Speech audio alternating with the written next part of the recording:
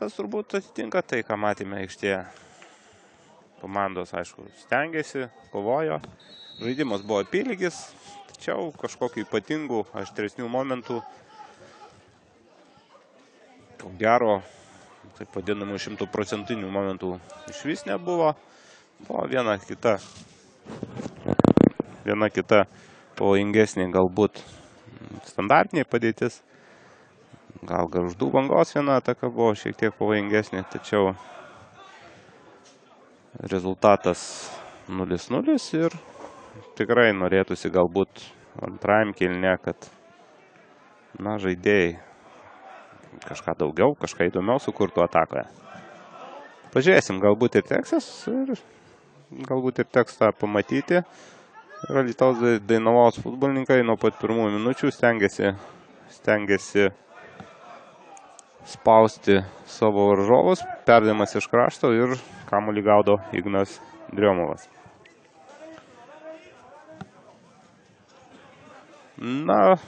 Supažindinsiu, kas vėliau pradėjo stebėti rungtynes, supažindinsiu su startinėm komandų sudėtimis.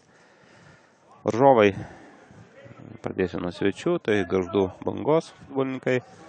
Vartininkas Ignas Driomovas, 97 numeris. Gynimo liniją sudarė Mindaugas Bitinas, žaidžiantis antrojo numeriu. Pirmam kėlinyje rungtyniavo 4 numerio Andrėjai Virbiečiai. Ir matau, kad per pertrauką Bangos komandoje vykdas keitimas. Po pertraukos gynimo liniją rungtyniavo Benas Pietinis, numeris 96. 18 numerio Sergej Ševčiuk.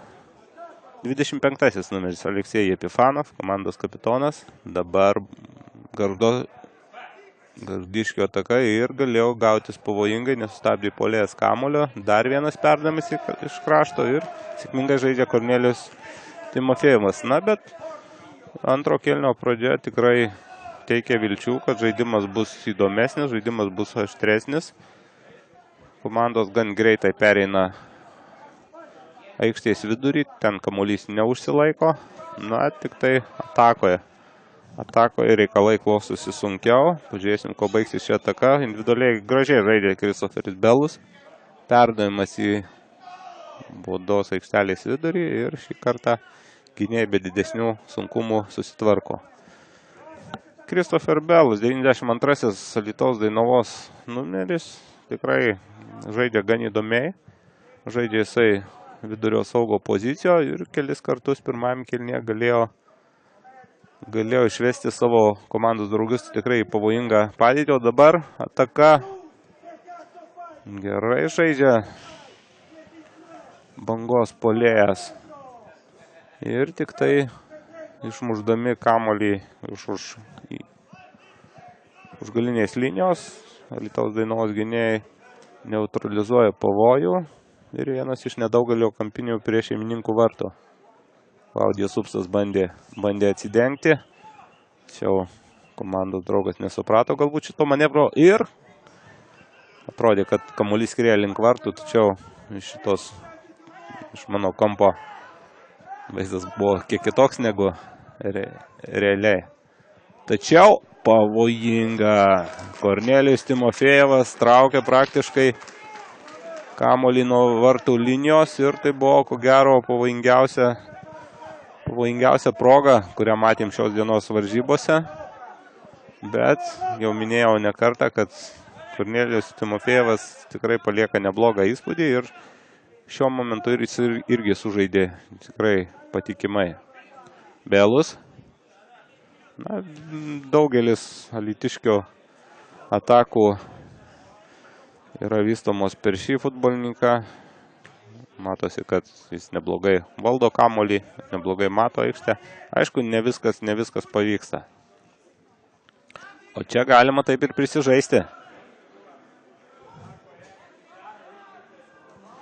Dovydas Pačkauskas žaidžia rizikingai. Bet šį kartą viskas Bangos komandai baigėsi gerai. Klaudijos Upso perdavimas. Aktyviai pradėjo abi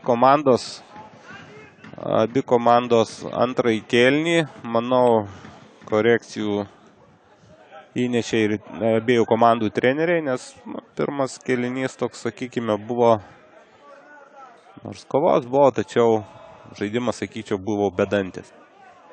O dabar, sakykime, per šitas kelias 5 minutės matėme daugiau įdomių momentų negu per visą pirmą kėlinį, galima sakyti. Na ir baigsiu pristatinėti Gargždų Bangos komandą. Tai 33 numeriu žaidžia Andrius Marcinkevičius, 44 Edgaras Drąsutis, 45 numeris Andriy Burdian, 46 Dovydas Pačkauskas, 74 numeriu Gargždų komandoje žaidžia Artiomas Stioška ir 98 numeriu, nekartą mano minėtas, gan aktyviai žaidžiantis aikštės krašte, Klaudijus Upstas. Atsargoje vartininkas Aslambekas Sagalovas, bei dabar likęs vienas žaidėjas dar be jo, Artūrs ir 39 numeris. Komandos vyresnis treneris Maksimas Tiščenko. Na, žiūrovai nepatenkinti, jiems pasirodė, kad kamuolys į užeibį išėjo nuo Bangos komandos žaidėjo. Tačiau teisėjas tikrai savo sprendimo nepakeis, o čia netikslus perdavimas ir vėl kamuolį į aikštę grąžina gargždiškiai.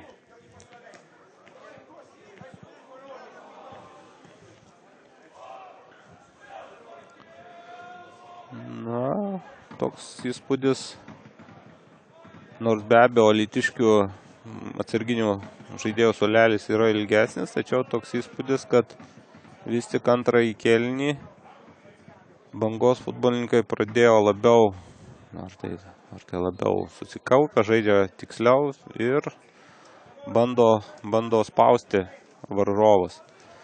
Alytaus Dainavos komandos treneris Marko Raginį, matau, ruošia keitimą. Aikštę ruošiasi išeiti 26 numeris Janis Bachlov. Matysime, kurį žaidėją jis pakeis. Keitimas, sakykime, jau antro kėlinio pradžioje gali liudyti, arba tai, kad netenkina Marko Raginį vaizdas aikštė. Dabar fiksuojama nuošalė.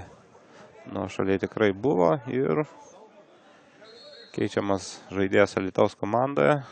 Pažiūrėsime, vietoj ko aikštelėje pasirodys Janis Bachlov.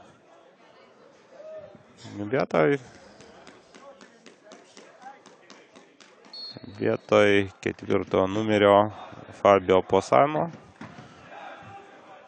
Keitimas, matyt, aišku, kiekvienas keitimas, jeigu tai yra keitimas ne dėl traumos, yra daromas dėl kažkokių tai taktinių sumetimų. Pažiūrėsim, ar tai padės. Ir Alytaus Dainava pereina į varžovų aikštės pusę. Įdomu, gražu. Ir pražanga. Pražanga puolančiam žaidėjui visiškai teisingai, nors prieš tai galbūt galėjo pasirodyti kai kam, kad buvo prasidžengta prieš Dainavos komandos puolėją, tačiau Vijūnas Vasiliauskas visiškai tiksliai užfiksavo pražangą. Kaip minėjau, rungtynės, sakykime, kol kas nėra sunkios jam kaip teisėjai, tačiau, kaip žinoma, futbolas to ir nenusakomas, kad čia gali viskas pasikeisti beveik akimirksniu. Gavrilovas, smūgis. Prisišaudo tolimoji alytiškių artilerija. Sakykime, tikrai pozicija buvo tokia, buvo ir erdvės, ir iki vartų, aišku, gal kiek toloka, tačiau nebuvo labai super toli, tai tikrai šitos vietos įvartį įmušti galima, o čia nelabai sėkmingai kamuolį išmuša Ignas Driomovas ir alytiškiai gauna progą vėl tęsti ataką. Na, apie Alytaus komandos sudėtį gal kiek vėliau, nes, man atrodo, situacija Gargždų Bangos aikštės pusėje šiek tiek kaista. Na, dabar Stankevičius atsidūrė nuošalėje, taigi Taigi, apie Alytaus Dainavos sudėtį. Vartuose pirmasis numeris Kornelijus Timofejevas, trečioji numeriu žaidžia Antonijo Sepė. Vėl perima kamuolį Aitiškiai. Na, vėl žaidimas vyksta tarsi tokiom bangom. Pagal pavadimą tai turėtų būti būdinga Gargždų bangai. Tai vieni, tai kiti bando spausti priešininkus, dažnai perima kamuolį. Be abejo, vyksta tai viskas toliau nuo vartų. Ir ypatingai iš šių situacijų kol kas nepavyksta sukurti, išskyrus galbūt minėtą mano ataką, kai Gargždų banga tikrai turėjo neblogą progą įmušti pirmą įvartį. Bet tome epizode, priminsiu, puikiai sužaidė Kornelijus Timofejevas ir pavojus Dainavos vartam buvo likviduotas. Marko Raginį, galbūt ir temperamentas neleidžia ramiai sėdėti ant atsarginių suolelio. Na, bet toks trenerio elgesys tarsi neleidžia abejingai žaisti, matyti ir komandos žaidėjams. Na, teko kalbėti su antrojo Alytaus Dainavos komandos treneriu Aidu Kalimavičium, su juo esu pažįstamas tikrai gana senai. Ir jo nuomonė tikrai iš Marko Raginį yra ko pasimokyti. Vis tik tai, treneris iš Italijos, sakykime, gal šiek tiek kitoks mentalitetas, gal šiek tiek neįprasti treniravimo metodai, tačiau Aido nuomonė ir aš pilnai su to sutinku, kad kiekvienas treneris, kuris dirba, iš kiekvieno galima pasimokyti. Tai vieno, tai kito elemento. Ir tikrai neblogą nuomonę susidarė Aidas, o dabar aktyviai įsijungia, sakykime, žaidėjas išėjęs po keitimo ir jau ne pirmą kartą jisai sukelia sumaištį kairiajame Gargždų bangos gynybos krašte. Nedidukas, judrus, bet techniškas futbolininkas. Prašo gynėjai, prašo žiūrovai, kad Gavrilovas pakartotų smūgį, kuris jam pavyko Kaune. Priminsiu, labai gražų įvartį antrąjį įmušė į Kazlų Rūdos Šilo komandos vartus Eduardas Gavrilovas. O dabar Vijūnas Vasiliauskas skiria baudos smūgį. Baudos smūgis, kuris gali būti pavojingas.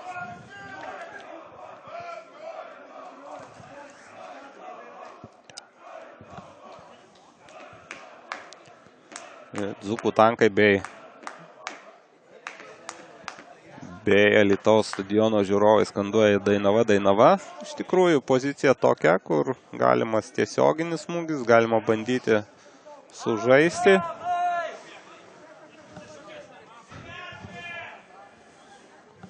Antanas. Antonijo Sepė jau turi lietuvišką pravardę. Ir pažiūrėsim, kaip Antanas Antonijo Sepė išpildė šį baudos smūgį. Na, manau, kad vis tik bus smūgiuojama į vartus. Taip, pjautas smūgis. Tačiau šį kartą, sakykime, tiesiai šviesiai jisai nelabai pavyko. Na, tačiau išėjęs, kaip minėjau, po keitimo žaidėjas, tai Janis Bachlo tikrai suaktyvino Alytaus komandos žaidimą ir karts nuo karto Gargždų baudos aikštelės priegose kyla vienoks ar kitoks gaisras. Tiesa, žemaičių gaisrininkai kol kas tą gaisrą sėkmingai gesina, tačiau kas gali žinoti, kaip viskas vyks toliau. Bachlo. Ieškomas Ronaldas Stankevičius, Anikanas. Stankevičius. Ir kamuolys išmetamas iš užribio.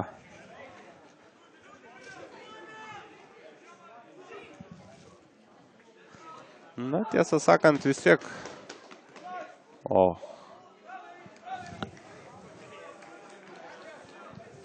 Janis Buchlau savo aktyvumu tarsi uždega visą komandą ir pastarosiomis minutėmis tikrai persvara bent teritorinė yra alytiškių rankose. Kaip minėjau, dar iki pavojingų momentų kažkokiu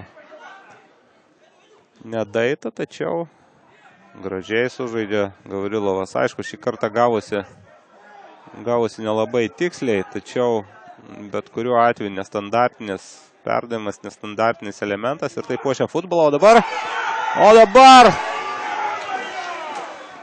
smūgis iš toli nevykusiai atmuša kamuolį Ignas Driomovas ir Anikanas turėjo puikų šansą nudžiuginti visus susirinkusius Alytaus stadione, tačiau pataiko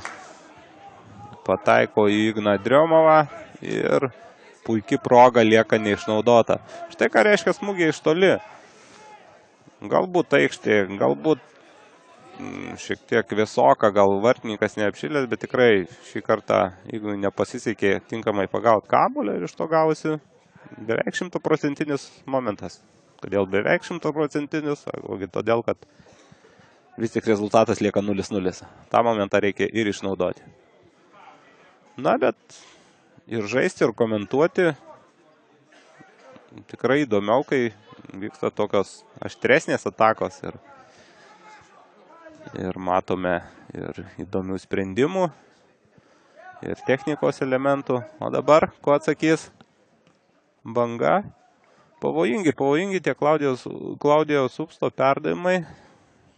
Sakykime, jeigu išskirčiau Alytaus komandoje pastarosiomis minutėmis Janį Buchlau, tai Gargždų Banga turi savo Janį. Klaudijus Upstas nedavęs ramybės savo oponentam pirmajame kėlinyje, tą patį daro ir po pertraukos. Na, pažiūrėsim. Kampinio smūgis buvo panašus į smūgį į regbio vartus, kai kamuolys siunčiamas virš vartų. Tai kažkas panašos ir dabar gavosi. Aišku, to nenorėjo Gargždiškis, bet šitas kampinis sukėlė susižavėjimo kabutėse Banga Alytaus stadiono tribūnose. Buchlau. Nu, tikrai nebloga technika. Anikanas. Šį kartą Ignas Driomovas vietoje. Pasirinko teisingą poziciją ir šį kartą kamuolį gaudo be jokių nuotykių. Pataupydamas Maksimo Tiščenkos nervų ląsteles. Atsakomoji Bangos ataka. Perdavimai iš dešinės pusės, praktiškai visos pastaruoju metu Bangos atakos yra vystomos per dešinį kraštą, per Klaudijų Upstą. Ir jie vis tik tie perdavimai kelia pavojų Dainavos gynėjam. Nedaug trūksta, kad Gargždiškiai atsidurtų pozicijoje, iš kurios galima pelnyti įvartį. Tuo tarpu kairį kraštą gal specialiai, o gal paprasčiausiai nėra tokio žaidėjo kaip Klaudijus. Kairį kraštą Gargždų futbolininkai palieka dažnai tuštoką. Janis Buchlau. Kanas. Koks gražus. Na, nors perdavimas netikslus, tačiau reikia pastebėti, kad jis, buvo, sakykime, toks minkštas su mintim. Aišku, mintį reikia puolėjai suprasti, tačiau vis tiek, na, kaip bebūtų, bet malonu žiūrėti ir į Janio Bakvau žaidimą, ir į Kristofo Belso. Galbūt tie žaidėjai, galbūt jiems trūksta fizinio pasirengimo, galbūt ne visą laiką, galbūt iki galo kovoja, tačiau ko jau ko, bet elgesio su kamuoliu, sakykime, technikos ir atskirais momentais ir tikrai matymo aikštėje tikrai galima iš jų pasimokyti. Nors kaip bebūtų paradoksalu, komanda yra paskutinėje turnyro lentelės vietoje, tačiau tikrai individualiai žaidėjų yra tikrai įdomių, žaidžiančių, sakykime, technišką ir kūrybingą futbolą. Suško. Na, pagaliau kažkas vyksta ir kairiajame Gargždų atakos flange. Edgaras Drąsutis. Ragina Maksimas Tyšenka, matyti jis irgi pastebėjo tą, būtent, kad Klaudijos Upstas žaidžia aktyviai, tai yra labai gerai, tačiau gynėjai pripranta, galų gale ima skirti ir didesnį dėmesį, todėl vienu kraštu atakuoti yra pakankamai sudėtinga. Upstas. Kovingas vaikinas. Na, teko žaisti su Klaudijaus tėčiu, Andrius Upstas, ilgametis buvęs ir Bangos, ir Vilniaus Žalgirio, ir Kauno Inkaro Grifo futbolininkas. Ir matyt charakterį Klaudijus yra paveldėjęs iš jo. Andrius pasižymėjo visą laiką kovingumu, niekada nenusileisdavo varžovams ir malonu matyti Andriaus kopiją Klaudijai po kiek metų aikštėje. Andrius dabar, kiek žinau, gyvena Vokietijoje, tai galbūt netgi ir stebi šias rungtynes, linkėjimus galima perduoti ir padėkoti už sūnų, kuris vėl žaidžia Lietuvos aukščiausioje lygoje ir tęsia Upstų šeimos futbolo tradicijas. Gražu. Perdavimas į baudos aikštelės vidurį, Drąsutis ir situacija tokia, gal šiek tiek diskutuotina, tačiau teisėjas įžvelgė Edgaro Drąsučio pražangą ir pavojus likviduotas, bet vėlgi dešiniajam krašte puikiai sužaidė Klaudijus Upstas, daug jėgų atiduoda šis futbolininkas ir sakau, nors komanda ir pralaimi, tačiau kur jeigu ne rungtynėse prieš stipresnius varžovus, tu gali tobulėti ir manau sprendimas pereiti į aukštesnės lygos, galbūt komanda turi savų pliusų. Priminsiu, kad Andrius sezoną pradėjo Kauno Stumbro komandoje. Na, alytiškiai taip pat nelinkę pasiduoti ir tikrai antrą kėlinį vyksta kur kas akiai malonesnis žaidimas. Dabar vėl individualiai gražiai sužaidžia Kristofas Belusas ir tik pražanga stabdomas iki vartų apie 25-30 metrų. Ir kažkuris iš Dainavos, šį kartą Antonijo Sepė, matau, prie kamulio neina. Kas pabandys? Galbūt Marko Bianchi? Na, žiūrim. Smūgis tapęs perdavimu. Kovoja Nukanas, vėl Bianchi. Čia jau, matyt, turi personalinių sirgalių Alytaus komandos italai, nes čia nelabai lietuviškos dainos ir šūksniai girdisi. O Dainavos ataka tęsiasi. Kamuolys išleistas už aikštės ribų. Taigi, man atrodo, taip ir iki galo nepristačiau Dainavos komandos. Taigi Fabio Posano, kaip minėjau, pakeitė antrajam kėlinyje Janis Vachau. 9 numerio atakoje alytiškių žaidžia Favoras Anjakanas. 19 numeris komandos kapitonas Edvardas Gavrilovas. 45-asis Vaidotas Rutkauskas. 75-asis Rokas Janilionis. 77-oji dar vienas puolėjas Renaldas Stankevičius. 90-oji Marko Bianchi. 92 numeriu žaidžia nekartą jau minėtas Kristofas Belusas. Ir 99-oji Muhamedas Kamara. Komanda, kaip minėjau, treniruoja treneris iš Italijos Marko Ragini. Na, vėl Alytaus Dainava bando laimę varžovo aikštės pusėje. Tikrai žaidžia neblogai, žaidžia daug perdavimų. Tiesa, visa tai vyksta iki baudos aikštelės ribų. Va, baudos aikštelės.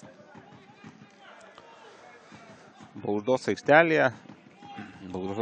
aikštelės zonoje alytiškiam kol kas kažko įsimintino sukurti nepavyksta. Na, neskaitant to epizodo, kur puikia proga turėjo Anjakanas. Tačiau, sakyčiau, ten buvo daugiau galbūt vartininko klaida, nepagautas kamuolys, nei kažkokia pavykusi puolančiųjų kombinacija.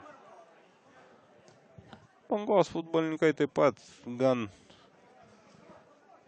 esant progai žaidžia tikrai aktyviai. Na, šį kartą Klaudijui Upstui nepavyko. Kamuolys perimtas. Sunku. Kiekvieną kartą praktiškai, na, jeigu ne kas antra, tai 2 iš 3 Gargždiškio atakų yra rezgamos per dešinį atakos flangą. Ir, sakykime taip, jėgos negeležinės. Vis tik tai reikia nutaikyti momentą aikštėje ir atsipūsti. Negali bėgioti kaip robotas visas 90 minučių.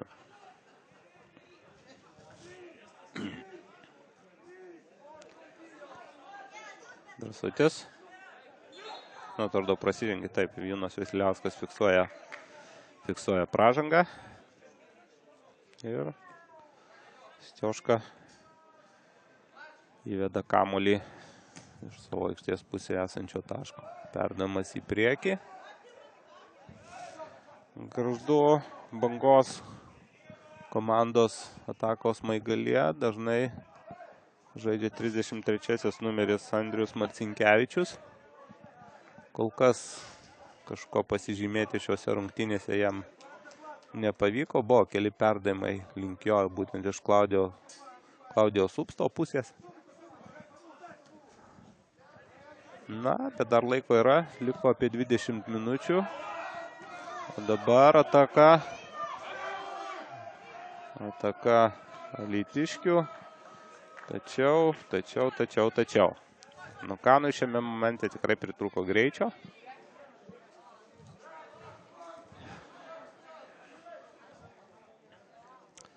Na, šiek tiek apie paradoksus. Kaip minėjau, kad abu miestai ir Alytus ir Gargždai, nepaisant to, kad dabar jų komandos užima paskutinėsias turnyrinės lentelės vietas Lietuvos A lygoje, tačiau abu miestai futbolo miestai. Norite patvirtinimo? Prašau. Kviečiu visus lapkričio 9 dieną ateiti į Kaune į Nacionalinės futbolo akademijos stadioną. Ten vyks šių metų Lietuvos seniorų virš 35 metų futbolo čempionato finalinės dvikovos. Pradžiai bus žaidžiama dėl 3 vietos, o toliau mačas, auksinis mačas dėl čempionų titulo. Ir kasgi jūsų manimo tame susitikime susitiks? Taip, jūs neklystate. Alytaus Dainavos senjorai ir Gargždų veterano futbolininkai. Taigi, tikrai dabartiniam reprezentaciniam ekipom yra į ką lygiuotis.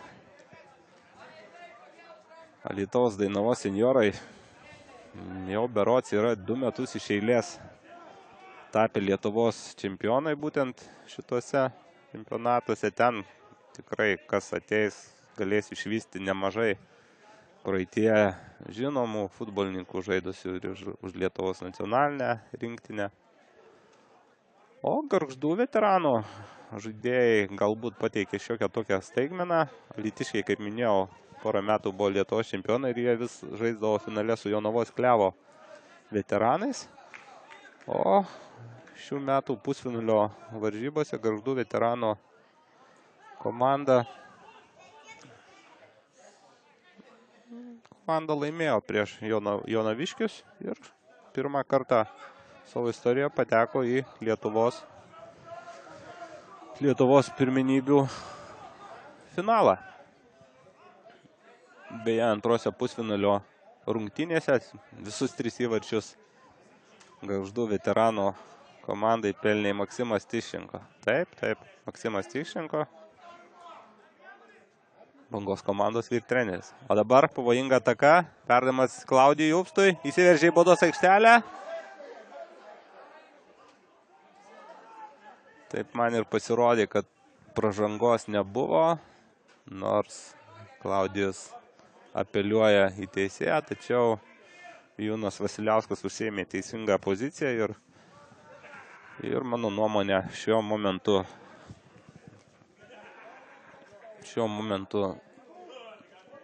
viską padarė teisingai Kampinis ir nieko daugiau.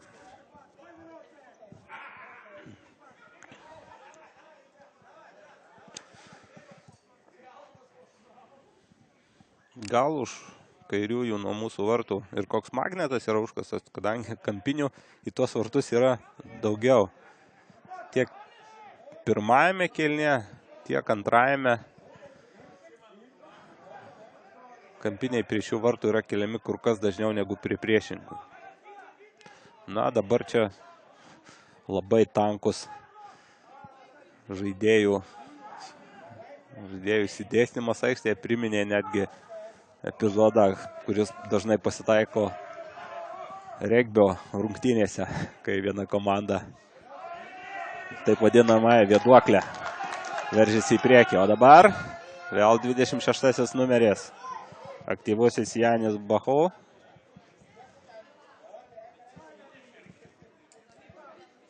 Perdavimas šį kartą gynėjui.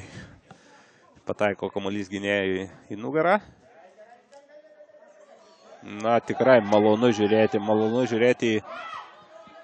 į Janį ir atrodo, kamuolys turėtų būti išmušamas už aikštės ribų, nors ne. Žaidėjas jau atsikėlė, žaidimas tęsiamas ir tikrai malonu žiūrėti Janį Bachau, žaidžia nestandartiškai, tikrai pagyvino žaidimą. Taip, kad galima sakyti, nors galbūt akivaizdžių dividendų šitas trenerio sprendimas dar kol kas nedavė, tačiau jis tikrai pasiteisino. Bent jau žiūrovų simpatijų Janis Bachau nusipelnė. Galbūt kaip ir Antonijo Sepė, kuris vadinamas Antanu, Janis tuoj pat neužilgo įgis ir Jono pravardę. O dabar pražanga prieš Klaudijų Upstą ir rodoma geltona kortelė. Galbūt pražanga nebuvo labai jau grubi, tačiau jau ne vieną kartą Klaudijus Upstas yra ir buvo stabdomas būtent tokiu būdu. Todėl vėlgi šitą geltoną kortelį matyti visiškai pelnyta. Na, lieka šiek tiek daugiau nei 10 minučių. Kažkaip prižadėjau pirmam kėlinyje įvarčių, o jų kol kas nėra. Gal dabar? Na ir dabar. Įvarčio nematome. Įdomu, ar bus dar keitimų. Galbūt tai daugiau tikėtina iš Alytaus komandos, kadangi Ten yra paprasčiausiai daugiau žaidėjų, kuriuos galima šviežius, nepavargusius išleisti į aikštelę. Šį kartą nieko pavojingo Gargždų komandai sukurti nepavyko. Kornelijus Timofejevas išmuša kamuolį smūgiu nuo vartų. Taigi, artėja lapkritis. Lapkritis, kaip žinote, jau finalinis, galima sakyti, Lietuvos čempionato mėnuo. Jame bus sustatyti visi taškai ant į. Laukia dar 3. O čia koks smūgis. Smūgis, kuris tikrai privertė pasijaudinti Dainavos komandos gerbėjus. Iš toli Artiomas Stioška. Tikrai smūgis gavosi gražus ir nedaug trūko, kad būtų nukrapštytas voratinklis nuo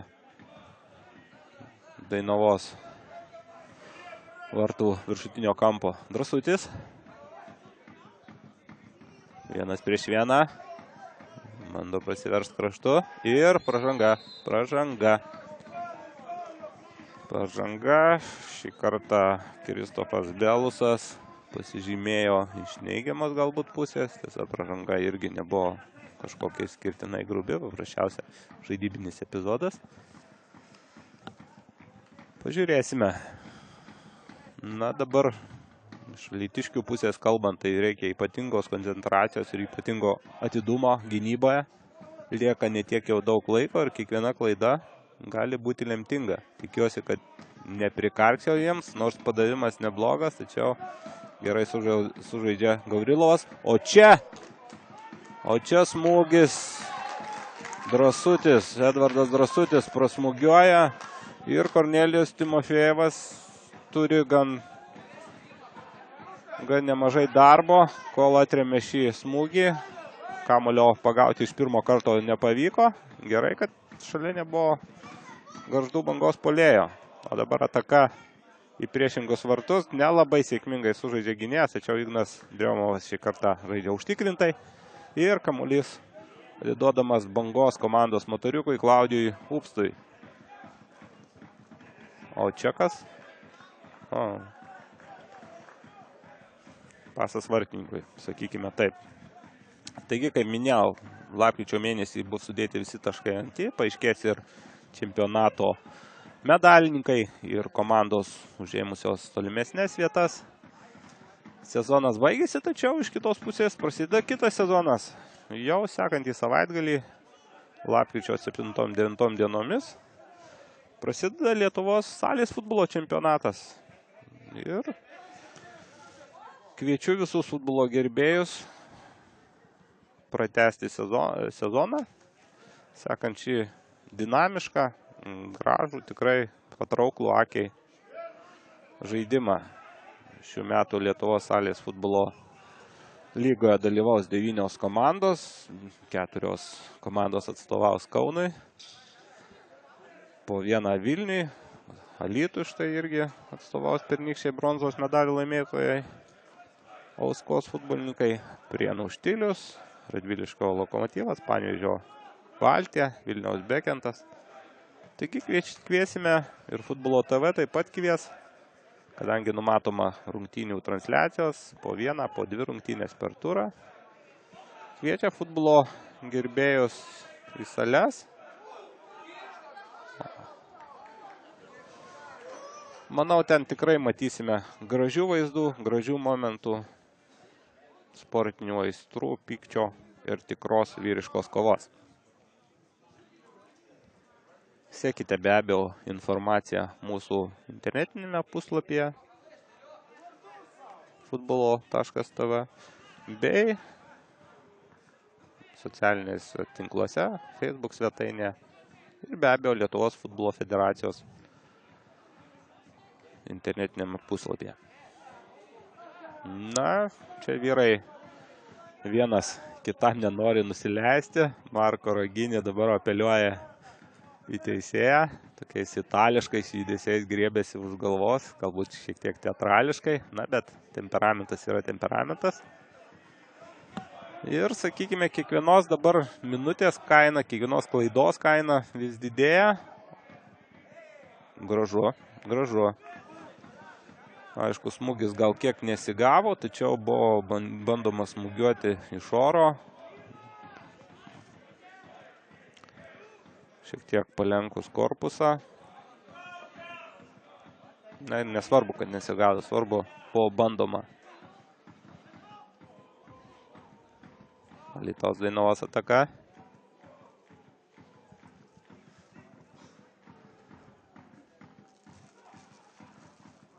Dzūkų tankai taip pat nenurimsta. Žiūrovai iš tribūnų primena, kad liko 4 minutės. Na, sakyčiau, dar liko turbūt šiek tiek daugiau. Stankevičius. Prie baudos aikštelės ribos, perdamas šiek tiek atgal. Keičiama atakos kryptis. Na, galbūt dabar. Gražiai suklaidintas gynėjas, perdamas į vartininko aikštelės vidurį, tačiau čia vieto ir laiku sužaidžia gynėjas, išmušamas kamuolys už užribio, o kai kam iš Gargždų Bangos komandos jau traukia koją. Nuovargio be abejo požymis. Galima, aišku, tik užjaus komandą, kuri neturi praktiškai didelio pasirinkimo. Priminsiu, kad ant atsarginių žaidėjų suolelio pradžioj sėdėjo 3 žmonės, dabar vienas keitimas atliktas, tai lieka vartininkas ir dar vienas žaidėjas. Artur Sirik. Na, nesinori kalbėti apie abiejų klubų problemas. Jų tikrai yra ir nemažų. Kalbėkime, ką norim. Labai noriu tikėti, kad kitą sezoną jos bus vienaip ar kitaip išspręstos ir klubam, o ypač jų gerbėjams, nes žinau, kad ir Gargžduose, ir Alytuje yra tikrai daug futbolą mylinčių žmonių, pasiruošusių daug ką paaukoti vardan to, kad futbolas šiuose miestuose gyvuotų ir vystytųsi. Tikrai norisi, kad reikalai pasitaisytų, nes juk iš tikrųjų tokie miestai kaip Gargždai, kaip Alytus, kiti miestai, tai tarsi intakai į Lietuvos futbolo upę ir kuo tie intakai bus stipresni, vandeningesni, tuo bus geriau mums visiems.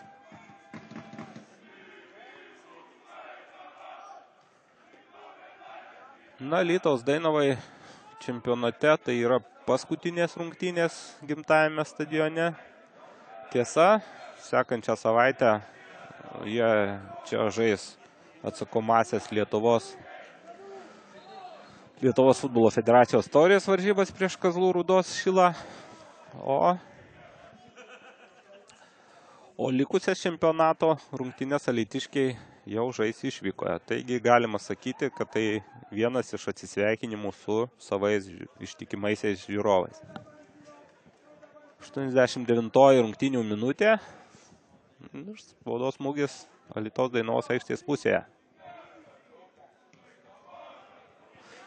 Na, tiesą sakant, gal ir neturėčiau taip sakyti, tačiau šiek tiek gaila man abiejų komandų, todėl gal geriau baigėsi rungtynės lygiosiamis, nors aišku, norėtųsi pamatyti įvarčių, tačiau dabar bet kuris įvartis jau turbūt būtų savižudiškas jį praleidusiai komandai, kadangi laiko išlyginti rezultatą praktiškai turbūt jau ir nebeliks. Alytiškiai bando laimę vienoje iš paskutinių atakų, perdavimas į baudos aikštelės vidurį, tačiau šį kartą perdavimas be adreso. Laikrodis skaičiuoja paskutinės pagrindinio laiko minutės ir Ignas Driomovas neskubėdamas įveda kamuolį iš vartininko aikštelės. Kampo smūgių nuo vartų. Na, rezultatas 0-0. Sakykime taip, Alytaus Dainavai galbūt jis nėra toks svarbus kaip Gargždų Bangai. Gargždų Banga pergalės atveju dar šiek tiek priartėtų prie savo tiesioginių konkurentų kovoje dėl 8-7 vietos. Tačiau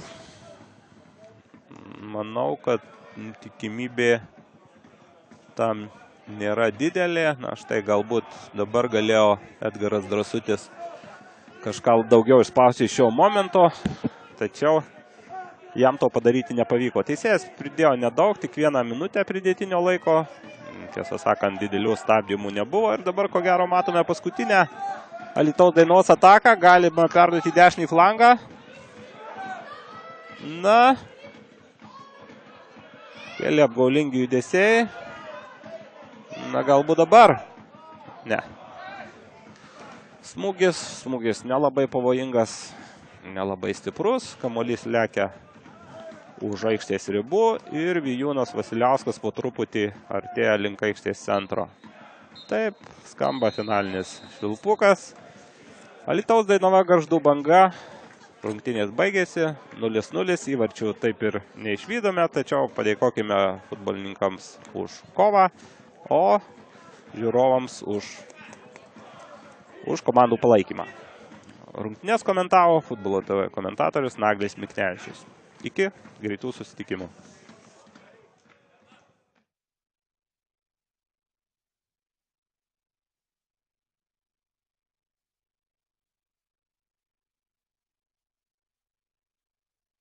Labas vakaras, startuoja SMS Credit LT lygos 32 turas. Šiandien pirmosios rungtynės ir į Šiaulius atvyksta